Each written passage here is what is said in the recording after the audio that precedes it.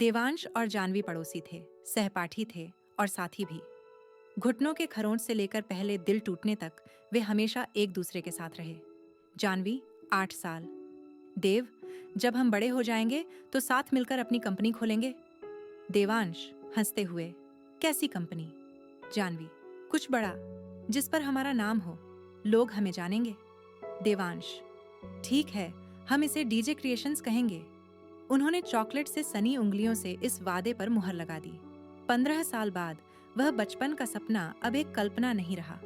देवांश, जो अब एक मार्केटिंग जीनियस है, और जानवी, जो एक प्रतिभाशाली डिजाइनर है, ने अपना खुद का फैशन और lifestyle brand DJ creations launch किया। दफ्तर देर शाम छोटे से स्टूडियो में कपड़ों के नमूनों और चमकती लैपटॉप स्क्रीनों का ढेर लगा हुआ था। जानवी मेज पर झुककर जोर जोर से स्केच बना रही थी, जबकि देवांश क्लाइंट प्रेजेंटेशन तैयार कर रहा था। देवांश, तुम 3 घंटे से उस स्केच पर लगी हो जानवी, थोड़ा आराम करो। जानवी मुस्कुराते हुए, वह आदमी कह रहा है जिसने 45 मिनट से पलक तक नहीं झपकाई। देवांश मुस्कुराते हुए, ठीक है, लेकिन सच में अगर तुम आराम नहीं करोगे तो तुम पूरी तरह थक जाओगे। जानवी, और सारा श्रेय तुम्हें लेने दूं? कोई बात नहीं। वे दोनों हंस पड़े, लेकिन हंसी के नीचे कुछ और था। एक धड़कन, एक लय जो अनदेखे ही बढ़ती जा रही थी। जैसे जैसे काम ने उन्हें जकड़ लिया, वैसे वैसे एक दूसरे की मौजूदगी भी कम होती गई। मीटिंग्स डिनर में बदल गईं, डेडलाइंस हंसी मजाक से भरी रातों में। एक रात जब ऑफिस की खिड़कियों पर हल्की बारिश की बूंदें पड़ रही थीं, तो उन्होंने खुद को काम के अलावा हर चीज पर बात करते हुए पाया। जानवी, क्या तुम कभी सोचती हो कि हम कितनी दूर आ गए हैं? देवांश, हर समय, चॉकलेट डील से लेकर बिजनेस मीटिंग्स तक। तुम बहुत बदल गई हो जानवी। जानवी मजाक करते हुए, क्या ये तुम्हारा अंदाजा है कि मैं बड़ी हो गई हूं? देवांश धीरे से, नहीं, ये मेरा अंदाज है कहने का कि तुम वो बन गए हो जिसके बिना मैं ये सब सोच भी नहीं सकती। एक पल के लिए बारिश की आवाज ही उनके बीच बस एक ही चीज थी। जानवी नीचे देखते हुए, देव, ऐसी बातें मत करो। देवांश, क्यों नहीं? जानवी, क्योंकि इससे मेरा दिल अजीब हरकतें करने लगता है। उनकी नजरें मिली। उस रात कुछ बदल गया।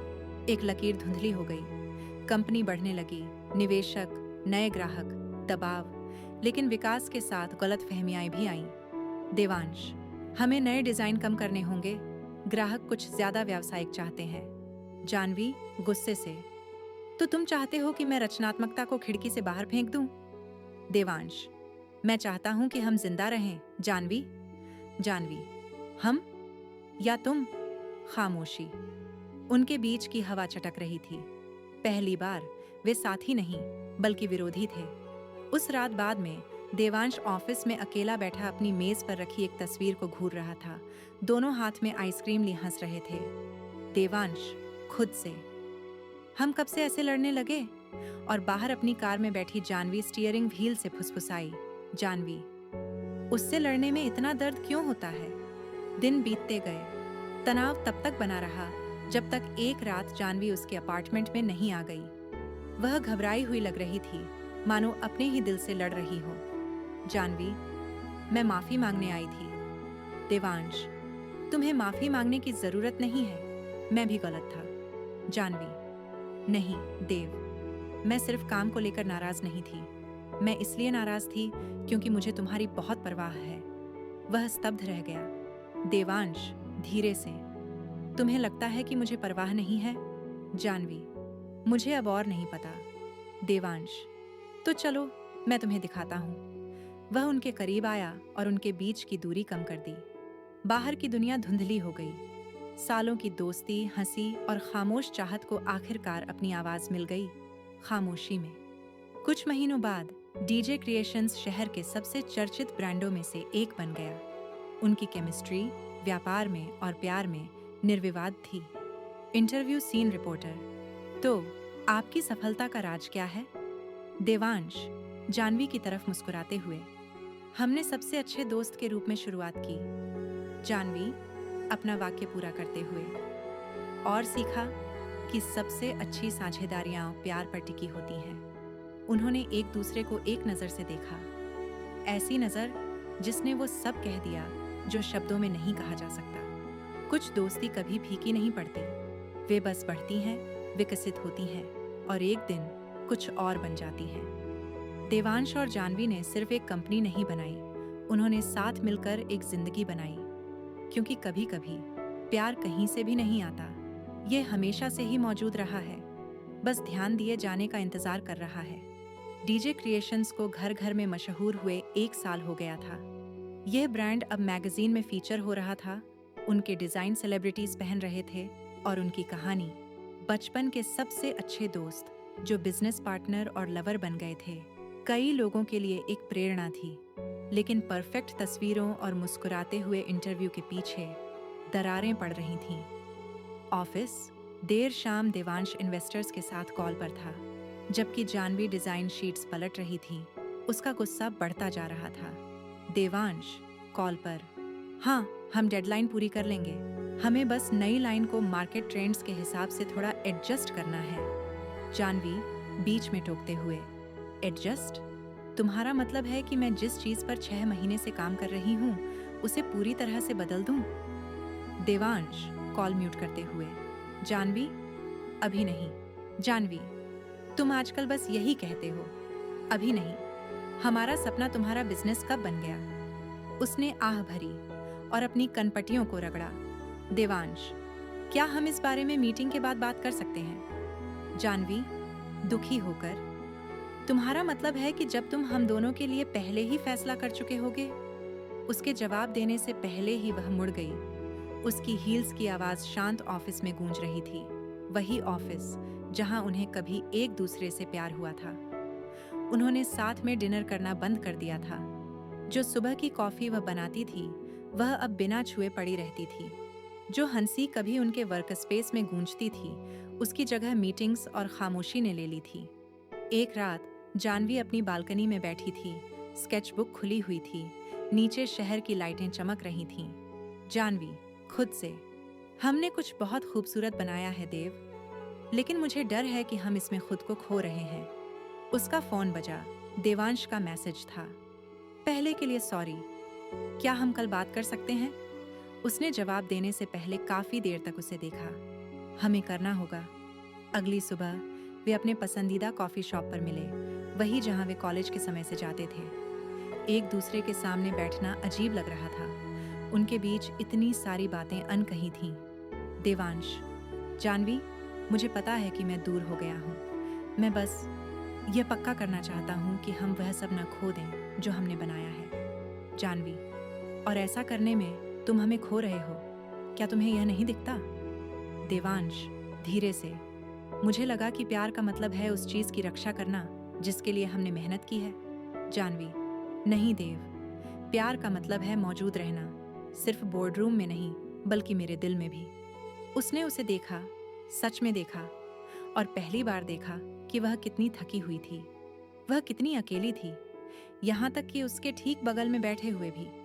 देवांश उसका हाथ पकड़ते हुए, मैं तुम्हें खोना नहीं चाहता जानवी। जानवी फुसफुसाते हुए, तो पहले मुझे अपनी को फाउंडर की तरह और बाद में अपनी पार्टनर की तरह ट्रीट करना बंद करो। एंट्री होती है आरव मेहता की, एक करिश्माई इन्वेस्टर जिसकी डिजाइन पर पैनी नजर है, और जानवी के लिए बढ़ती हुई तारीफ भी। दिल्ली की एक बिजनेस ट्रिप के दौरान जानवी और आरव ने घंटों तक आइडियाज पर बात की। उसने उसकी क्रिएटिविटी, उसकी स्पार्क की तारीफ की, कुछ ऐसा जिसे देवांश ने नजरअंदाज करना शुरू कर दिया था। आरव, तुम्हें पता है कि लोग क्या चाहते हैं जानवी, ये बहुत कम लोगों में होता है। जानवी हल्का मुस्कुराते हुए, शायद मुझे बस ऐसी चीजें बनाना पसंद है जिनसे लोग जुड़ाव महसूस करें। आरव, या शायद तुम बस खुद को दिखाने से डरती हो। ये शब्द वहीं रह गए, और हालांकि उसने यह माना नहीं, लेकिन ये शब्द उसके दिल को छू गए। इस बीच मुंबई में देवांश एक ऑनलाइन आर्टिकल पढ़ रहा था। डिजाइनर जानवी मेहरा इन्वेस्टर आरव मेहता के साथ देखी गईं, क्या कोई नया कोलैबोरेशन होने वाला है? उसका जबड़ा कस गया, जलन तेज और अजीब सी उसके अंदर भड़क उठी। देवांश खुद से, वह आगे बढ़ रही है जबकि मैं यहीं हूँ, जब जानवी लौटी तो टेंशन बढ़ गई। देवांश, तो अब तुम मेरी पीठ पीछे आरव के साथ काम कर रही हो? जानवी गुस्से में, उसने मेरी बात सुनी देव, उसने मेरे आइडिया पर विश्वास किया जब तुमने नहीं किया। देवांश, तुम्हें लगता है कि मैं तुम पर विश्वास नहीं करता? जानवी, अब नहीं।